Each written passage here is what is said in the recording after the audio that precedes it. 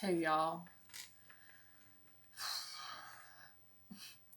So I'm here to talk about the tell all part 1. Oh, don't forget to like, comment, and subscribe. Thank you guys for the comments and for watching my videos. Okay, so Brandon and Julia. I, I don't like, of course, Brandon knew what people were going to think of him. I mean, everybody has voiced it so much through the season, so I don't know why he was scared. I mean, he should have very well have been prepared for the things that were going to come. But he did clear up some things. Um, to find out that Julia is the one who basically, stopped the apartment process is really crazy to me. I don't care if we lived in a house that is it no, that's not efficiency. Just if there was just one room and the bed was over in this corner, the couch was in the middle, and the kitchen was in the other corner, I would live there before I went to live on someone's farm to say that I had to help with animals or get up when I don't want to raise or to help feed something that I had no intentions on doing. She had no part of wanting a farm. So, yeah, we would have definitely been living in the shoebox until we could afford something else versus me living on a farm. So, yeah, we did find out that he's still a mama's boy, but he was trying to take some adult steps moving out of the house before she got there. Um, so Julia and Yara complaining about the houses. I think we've seen a little bit of from where Yara. I mean, we didn't see her house, but we've seen just a little bit of the area. And I guess maybe some people, of course, you love your country, but it's just not the same, obviously, or you would not want to come here. You wouldn't come for a man. You would want the man to come to you. If if it was, I'm not going to say so great because I'm not downing anyone else's country. I'm just saying if the things in America didn't excite you or, you think were better than where you were, you wouldn't have left. That's just my opinion anyway. So yeah, I didn't understand them complaining about the things. I think I think Yara complained. Well, I won't say she complained the most, but sometimes Julia had a reason to complain during the season before we found out that she could have actually been living somewhere else. So yeah, when everyone said, you have like the poor girl, and she said she didn't want that, but it came off that way. Um, Betty and Ron, they were so happy that everyone else was getting on Julia when they did find out that she had the option of living somewhere else. And so they that was a sigh of relief for them because they thought that they were going to get the overprotective parent. You won't let your son live, blah blah blah blah blah. When they didn't get what they probably expected to get, and were just happy that the people were not, they weren't complaining, but the people were directing their comments now back to Julia. um Betty, when she oversteps,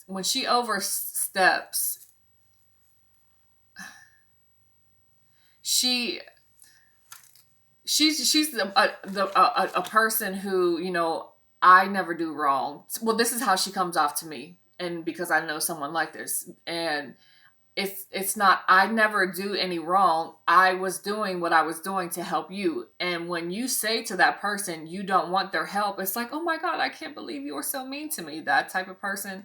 When instead of overstepping your boundaries, you respect the person's choices for what they are. And I mean, understand that they're not your choices to make or to change somebody's mind. But the doctor situation, that was very, very over the top. Her wanting her to change her wedding date because it was Mother's Day weekend. Like, she's a control freak and then plays victim in the end.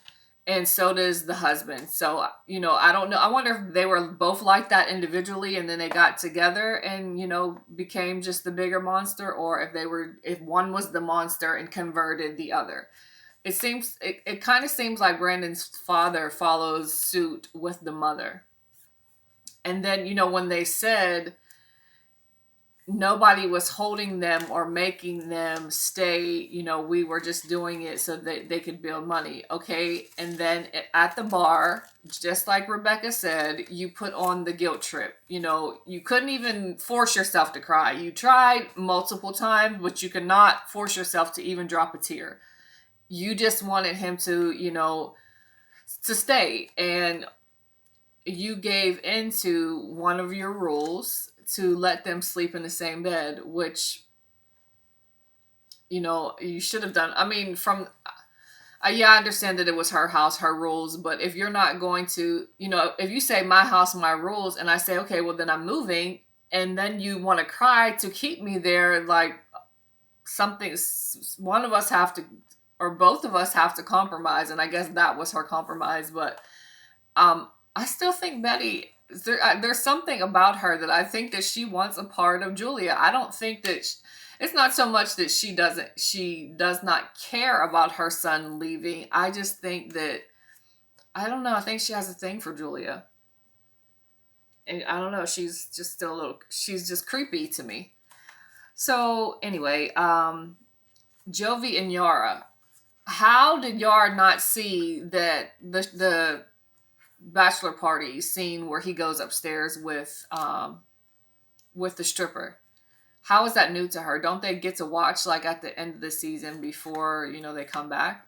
But I think that it was cruel for them to show it to her right then and there, because you never know what somebody is going through emotionally, and to kind of spring that on them just for TV, I think is very cruel.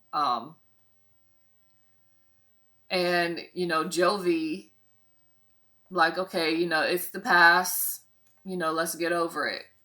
It's very common for the person who does wrong to just be like, okay, what was the past? It could have been yesterday, and yeah, that is the past, but damn, like, if you hurt my feelings, don't expect me to get over it because it's the past. And you see that, he said that to Michael, but then, he basically, says, or he said to Michael about him disappearing and not being able to be found, phone or nothing. How would he feel if, Natalie did that to him? But then Jovi does the same thing, like, basically get over it. And until somebody says, well, how would you feel if she did that to you? Then I don't even think that I don't think that it's not that he doesn't understand when somebody turns it back around on him. It's just like, oh, okay, but it's still not like, okay, well, I won't ever do it again. It's still just like, yeah, you're right. I would be upset about it, but whatever. Let's move on. And I think Jovi's mom is one of the best mothers in these series. She knows when her son does wrong, and she does not, pamper him when he does wrong. She supports him, but she still supports Yara too. And it's not like, no matter what Jovi could do, he could do no wrong in her eyes. And, that would definitely make Yara uncomfortable knowing that the mother is like that. I think that, Gwen is a very great woman for, who she is, or who I see that she is, because a lot of mothers take their son's side no matter right or wrong. And I respect the fact that she doesn't, and she says how she feels. So Mike and Natalie, as we see, okay, we see where Mike gets his I don't give a attitude from. And I'm starting to think, okay, for you to be upset that someone threw the ring back at you, how long can that last? How long could you go on with this dry, whatever? Because how long ago was that she threw the ring? And some a year has had to have passed, if not even longer. So basically, to get there and either put on this front that you're trying to make her suffer from what she did to you, at some point in time, doesn't it get exhausting, to take you out of your character? So to me, I'm starting to think that that's who Michael really is. And who whatever we had seen previous to her throwing the ring was just his costume. And it's fitting, because look at his mom. His mom has no emotion whatsoever. I don't even know if she was looking up, or if her eyes are just really small. She could care less about what was going on. And of course I would never do that to my son, but even if I did it and afterwards, I still would just be like, I still would say, I'm sorry. This is why I did it. I know that I overstepped my boundaries. Will you please forgive me? Not, well, they were arguing and what else would you do? Or, because objecting to the wedding, what does that mean? Does that mean that they don't get to get married? I mean, so it's really it's just a stupid thing to do. And I do think that, respect and all, Michael could have respectfully cussed his mom out. That's exactly what I think. Like, especially what was going on. And then the mother comes and says, well, he had already told me that he was going to call it off and he was going to buy her a ticket. And it's like, okay, mom, you respect your mom because that's your mom, but your mom ain't respecting you and y'all secrets, supposedly secrets. Because when I'm talking, when a son is talking to his mom, he thinks that, that's going to stay in, it ain't going anywhere. She got up there and told it. So you never know which one of them is lying. But yeah, that was very hard to watch, her say those things and then just, have no emotion towards it. And yeah, to me, it just makes me think that, like, the good guy that America's seen the first season that Michael was on isn't really the good guy that he is. Because in trying to make someone suffer for, like, something that they caused you, it still makes you continue to suffer, because then you have to, like, change who you are. And he is like, it seemed to not bother him any to act like this hard ass. And so I think that that's really who he is. Rebecca and Zied. Well, first, let me go back to the comment that Julia made. She said she understands younger guys with older women, but she doesn't understand older women with, or no. She said she understands men with older women, but she does not understand girls with older men.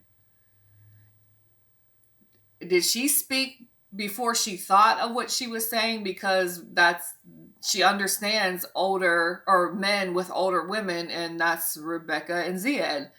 And I don't understand why she thinks that he's there to get a green card. And it's really crazy that a foreigner is saying that against another foreigner, when, it's very rare to me that one would be, saying that about the other. Like, it was very odd. And I think that she was confused. I think that she understands younger women with older men. And sometimes it's